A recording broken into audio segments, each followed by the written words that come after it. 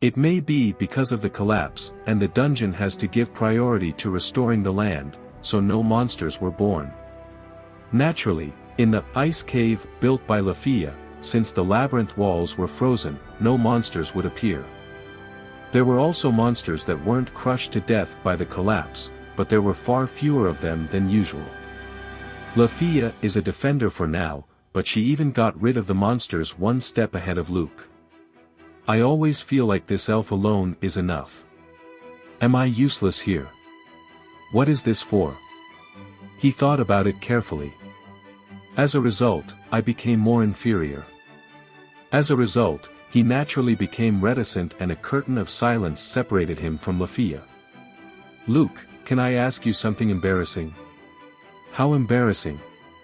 Lefiya asked as if she couldn't bear the silence. Luke showed a surprised expression. Rather than embarrassment, perhaps it would be more accurate to call it self-satisfaction. Luke, do you mean that to me? With a sound, the boy Luke hit the ice wall next to him. Are you okay, Luke? Did your foot slip? Luke blushed and shouted at the young girl whose eyes were wide open and his guess was completely wrong. You, what are you talking about? How can this be possible? I do not know what to do. He shouted with several layers of trembling voice, and then, that smile made him respond to fight back. Just crack, and pierced his heart to be riddled with holes. Lefiya didn't notice that Luke's steps were already sloppy, showing a sincere expression of relief. Actually, Nano said something strange to me. Does Luke care about me? So you thought that was why I didn't say anything just now? That's right. Relationship between men and women in the labyrinth, I'll have to teach you a good lesson. I haven't figured out how to deal with it yet. Damn, this woman still has an expression on her face, a happy look. Anger, sadness, and the urge to cry made Luke's fists shake. After all, no one would ask me directly. I do not like this. That's right, no matter what happens to her. But if you really like her, it is impossible to answer, yes, I like you, immediately after the other party asks, do you like me? How ignorant of love is this? Absolutely, I still hate her. In order to do well in the teaching point of view, Lefiya completely changed her way of thinking to teacher. Luke blushed and stared at this stupid elf. I have more energy. Please don't feel inferior. Now I seem to be able to do anything, just because I've accumulated more experience than you. Then there's no need to feel guilty. I'm your instructor, isn't it normal to want to show off? I'm not sure I have a reason to be here. Lefiya probably saw exactly what he was thinking. She puts on a prank just to cheer up a gloomy Luke. No, it seems like what she just said is the whole truth. If you observe carefully, you will find that Lefiya has been vigilant about her surroundings and has not forgotten to check the map. At the same time, from time to time, she would use the mental power recovery medicine that came with it to supplement it a little. The reason why no monsters appeared, and even Luke had nothing to do, was because she chose the most suitable and shortest path. The mental power seems infinite, because in the fight for survival, it has been replenishing adequately.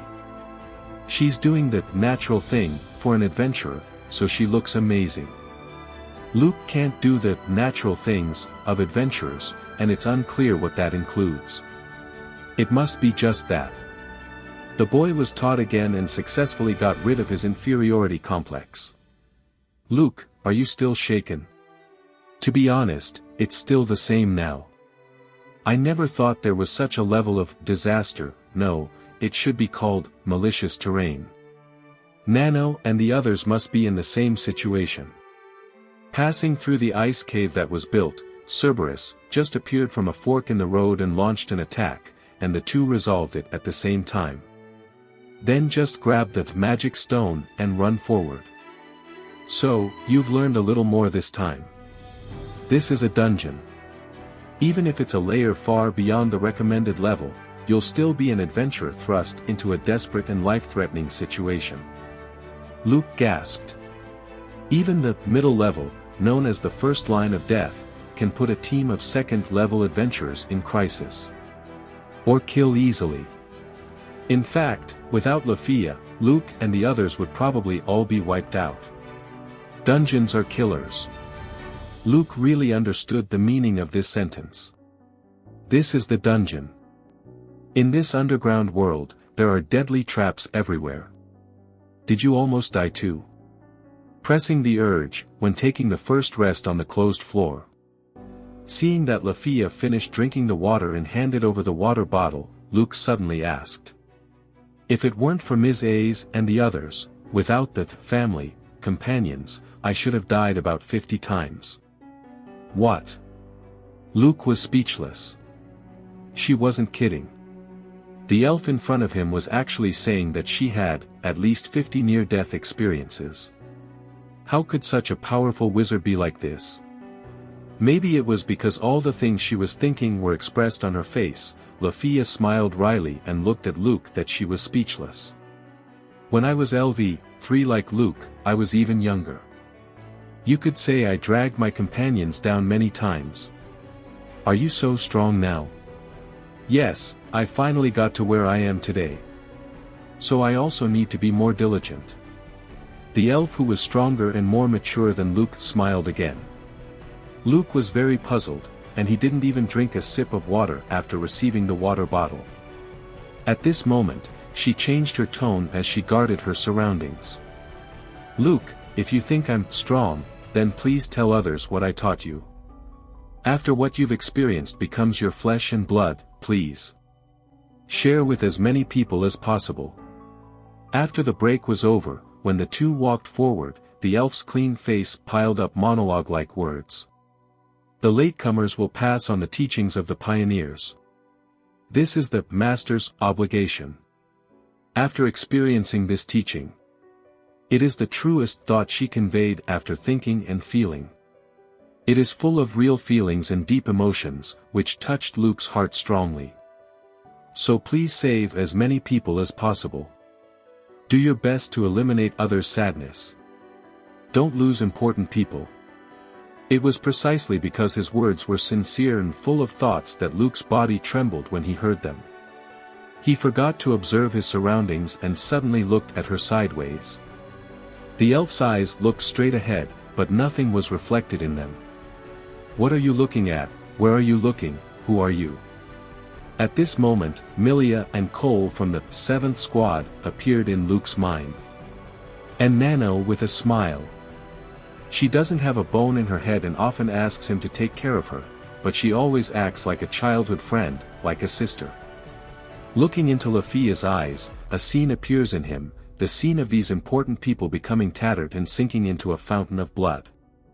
Luke pursed his lips as he experienced the illusion of his insides freezing. Have you ever killed anyone? When he came to, he asked himself. He was killed. He stopped breathing. I killed him with my own hands. I couldn't do anything about it. But I killed that person anyway. This is not a confession. It's not a confession either. For her, it's just a fact. The darkness that was almost a maze ripped this information from the girl's heart and transmitted it to Luke. Luke didn't know what the situation was like. Maybe this person was seriously injured and in a lot of pain, and they took their life to stop the pain. Maybe it was because they cried and abandoned each other so they could survive. Luke didn't know. However, these things are not important nowadays. Did she notice how she looked now? Does she know what kind of eyes she has now? He kept thinking about one thing. She is powerful. However, her strength can sometimes be terrifying. She will push herself into a corner with a normal face. It seemed like she had calmly seen the line between life and death. Sometimes, she is not the Lefiya Voridis that Nano and the others admire, and Luke also has a crush. Sometimes her eyes produced changes that could not be described by transformation, which made Luke feel fear and anxiety. However, what he couldn't see most was Luke. It's okay, nothing happened. Feeling his gaze, she, Lefiya, turned her head. Those sky-blue eyes now reflected Luke's figure. The boy wanted to avoid it, so he lowered his head and clenched his fists. I want to help Nano and the others. I want to meet Nano and the others. The sooner the better. So as not to leave her next to her alone. He thought so.